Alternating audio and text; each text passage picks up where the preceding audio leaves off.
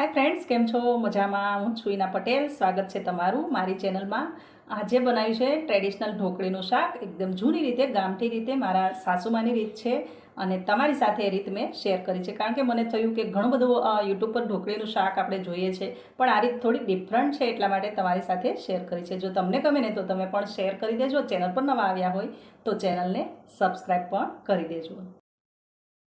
તો આજે છે ને આપણે કંઈક સિમ્પલ સોબર રીત જોવાની છે ઢોકળીના શાકની. ઘણી રીતે અલગ અલગ ઘણી અઘરી રીતને આને બનાવી દેવામાં આવે છે ને ઢોકળીનું શાક બનાવીએ છીએ, પણ એકદમ સિમ્પલ સોબર જે ગામઠી રીત છે ને એ રીતે જો આ શાક બનાવશો ને તો એકદમ ફટાફટ બની જશે અને થોડા જ ઇન્ગ્રીડિયન્ટ્સમાંથી બની જશે એકદમ ચટપટું એવું ટેસ્ટફુલ ટ્રેડિશનલ ઢોકળીનું શાક. તો આજે આપણે એ રીત જોઈશું અને ઢોકળી કઈ રીતે બનાવે ખાસ એ ટિપ્સ જોશું. તો વિડીયો અંત સુધી જોજો અને રેસીપી ગમે ને તો શેર કરી દેજો.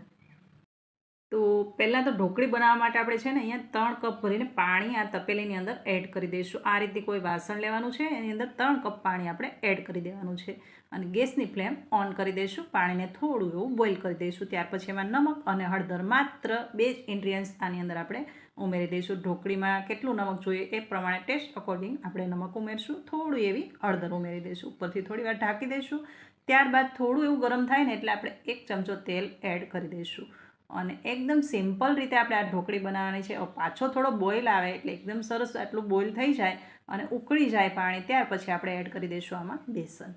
તો બેસન આ જ રીતે આમ જ એમાં ચાળવાની પણ બિલકુલ જરૂર નથી. જે અગાઉથી ચાળેલો બેસન તમારા ડબ્બામાં પડ્યો હોય એ જ બેસન આ રીતે કપ ભરીને આની અંદર એડ કરી દઈશું. વધારે કંઈ પણ આમ તેમ કરવાની જરૂર નથી. ફટાફટ આ ઢોકળી બની જાય છે ને એકદમ સરસ આનું સરસ એવું ચટપટું શાક બને છે. તો આ રીતે જ્યારે તમે પાપડનું ખીચું બનાવો એ રીતે જ આ ઢોકળી આપણે બનાવી દઈશું. એકદમ સિમ્પલ રીત છે. આમાં કોઈ પણ મિક્સર જારની અંદર એડ કરવું, મરી મસાલા એડ કરવા ના કંઈ પણ જરૂર નથી. ફટાફટ ઢોકળી બની જાય છે. જે પણ મસાલા એડ કરીશું એ આપણે શાકની ગ્રેવીમાં એડ કરીશું.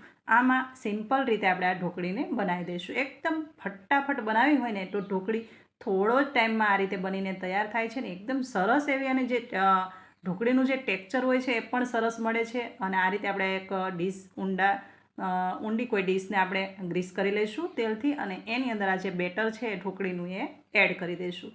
હવે આ ઢોકળી છે ને ઠરે ને ત્યાં સુધી આમ જ રહેવા દેવાની છે અને જ્યારે ઠરી થાય, એકદમ ઠંડી થઈ જાય ત્યાર પછી આપણે આના ચકતા પાડી લઈશું. હવે જે તપેલીમાં બેટર હતું ને એ થોડું ઘટ્ટું થાય ને એટલે એક ડીશમાં આપણે પેન આઉટ કરી દઈશું આ રીતે અને ઠંડુ થાય પછી ટુકડા કરી લઈશું. જોઈ શકો છો એકદમ સ્પંજી એવી આ ઢોકળી બનીને તૈયાર થાય છે ને ફટાફટ બની જાય છે. એમાં કંઈ પણ ઈધર ઉધર કરવાની જરૂર નથી. આ રીતે આપણી ઢોકળી પણ તૈયાર છે. હવે આપણે આનો વઘાર દઈશું. તો ગ્રેવી માટે આપણે અહીંયા તેલ મૂકી દઈશું. 3 ચમચા તેલ મૂકી દઈશું અને મરી મસાલામાં આપણે થોડું જીરું એડ કરી દઈશું. ત્યાર પછી થોડી એવી હિંગ એડ કરી દઈશું અને ગાર્લિક છે જે મોટો એક ગાંઠિયો, મતલબ 20 થી 25 ગળીને બારીક બારીક કટ કરેલી છે ગાર્લિક લેવાનું છે. 2 મરચાં એને પણ બારીક બારીક ટુકડામાં કટ કરેલા છે. થોડી એવી હળદર એડ કરી દઈશું અને 1 નંગ ટામેટું, થોડા કઢી પત્તા, આ બધું આપણે એડ કરી અને વઘાર કરી દઈશું. ગાર્લિક એડ કર્યું છે, થોડા મરચાંના ટુકડા અને ત્યાર પછી ટામેટાં. એકદમ સરસ સિમ્પલ સોબરાનો વઘાર દઈશું અને એટલું ટેસ્ટફુલ આ શાક બને છે ને ફ્રેન્ડ્સ, તમે એકવાર જો આ મારી મેથડથી બનાવશો ને એકદમ ફટાફટ બની જશે અને તમને એમ થશે કે ના એકદમ સરસ એવું ટેસ્ટફુલ શાક તો આ જ બને છે. તો જરૂરથી બનાવજો અને જો ગમે તો શેર કરી દેજો. ચેનલ પર નવા આવ્યા હોય તો મારી ચેનલને સબસ્ક્રાઈબ પણ કરતા જજો. તો આ રીતે આ વઘારને આપણે એકદમ સરસ મિક્સ કરી દઈશું, થોડું એવું સિજાવા દઈશું અને બાકીના મસાલા જે આપણા મસાલિયાના હોય છે, મતલબ ટેસ્ટ અકોર્ડિંગ આપણે નમક એડ કરી દઈશું. ત્યારબાદ લાલ મરચું છે, ધાણા જીરું છે, બસ આટલા જ ઇન્ગ્રેડિયન્ટ્સ આની અંદર આપણે એડ કરી દઈશું. નોર્મલ સિમ્પલ ઇન્ગ્રેડિયન્ટ્સથી એકદમ ફટાફટ બની જતું ઢોકળીનું શાક છે. તો અહીંયા ટેસ્ટ અકોર્ડિંગ આપણે નમક એડ કર્યું છે. આપણે ઢોકળીમાં પણ થોડું નમક એડ કર્યું હતું પાણીમાં, તો આમાં આપણે ટેસ્ટ કરીને નમક એડ કરવાનું છે. હવે આ રીતે નમક, લાલ મરચું અને ધાણા જીરું આ બધું એડ કરીને આ રીતે આને ચલાવતા રહીશું. એકદમ સરસ ટામેટાં અને જે ગાર્લિક એડ કર્યું છે આમાં થોડું ગાર્લિક ચડિયાતું હોય છે એટલે વધારે પડતું ગાર્લિક હોય છે ને એકદમ બારીક બારીક ટુકડામાં કાપીને એડ કરવાનું છે. તો એ રીતે એડ કરવું એટલે ટેસ્ટ એકદમ સરસ એવો આનો આવશે, કારણ કે જે ટ્રેડિશનલ શાક કહેવાય ને એવો ટેસ્ટ આવી જશે. હવે આ રીતે આને છે ને એકદમ સિજાવા દેવાનું છે. થોડું સિજાય ને ત્યાર પછી આપણે ખાંડ એડ કરી દઈશું, કારણ કે આમાં છાશ એડ કરીશું તો છાશ આવે છે તો છાશ થોડી ખાટી હોય છે એની જગ્યાએ આપણે એને બેલેન્સ કરવા માટે આપણે આમાં ખાંડ એડ કરી દઈશું. અહીંયા મેં આટલી ખાંડ એડ કરી છે. બાકી એકદમ સરસ સિજાઈ જાય અને થોડું એવું તેલ ઉપર આવે ત્યાર પછી આપણે છાશ એડ કરી દઈશું. એકવાર જો આ રીતથી શાક બનાવી લીધું ને, એકદમ તમને એમ લાગે ને કે શાક બનાવવું છે, શું બનાવવું, ફટાફટ બની જાય એવું કયું શાક છે, તો એકવાર મારી આ રીતથી ઢોકળીનું શાક બનાવી જોજો. એકદમ ફટાફટ બની જશે અને એકદમ ઇઝી લાગશે. તો આ રીતે હવે આપણે આમાં છાશ એડ કરી દઈશું. તો આપણે 1 કપ બેસન લીધો હતો ને, તો 1.5 કપ અહીંયા હું છાશ લઈ રહી છું. તો આ રીતે આપણે છાશ એડ કરી દઈશું ને એકદમ સરસ એને બોઇલ આવવા દઈશું.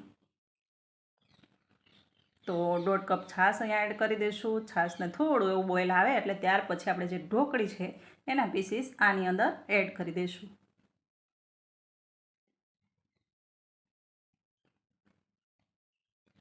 જોઈ શકો છો આ રીતે મેં પીસીસમાં ઢોકળીને કાપેલી છે. તમને મનગમતા પીસમાં તમે કોઈ પણ શેપમાં કાપી શકો. હવે આ ઢોકળીને આપણે બધી જ ઢોકળી જે બનેલી છે એ આ જે પાણી છે, છાશ છે, છાશના વઘારની અંદર આપણે એડ કરી દઈશું.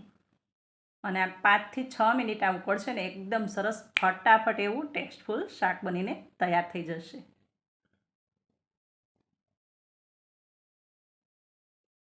તો બધી જ ઢોકળીને આ રીતે આપણા વઘારમાં એડ કરી દઈશું અને 5 થી 7 મિનિટ આને થવા દઈશું, મતલબ ઢાંકી લઈશું. થોડી વાર ચેક કરી લઈશું ને પાછું ઢાંકી દઈશું. એવી રીતે 5 થી 7 મિનિટ લાગે છે. એકદમ સરસ એવું ટ્રેડિશનલ શાક બને છે.